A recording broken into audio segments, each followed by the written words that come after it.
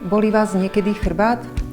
Ak sa chcete bolesti zbaviť alebo jej predísť, je mimoriadne dôležité, aby ste aj tie najbežnejšie denné činnosti vykonávali správne.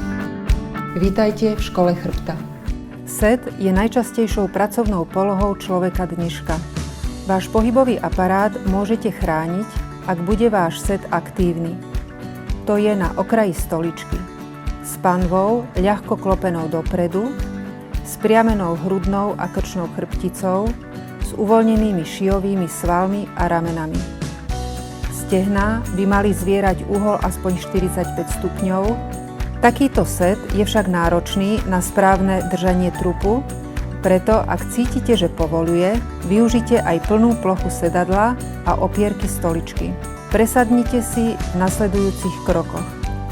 Ľahko zasuňte predkolenia dozadu, predkloňte sa, preneste váhu na dolné končatiny a presuňte sa na zadnú časť sedadla pracovnej stoličky. Na uvoľnenie kĺbov horných končatín použite bočné opierky stoličky, ktoré by mali byť v úrovni pracovnej plochy stola.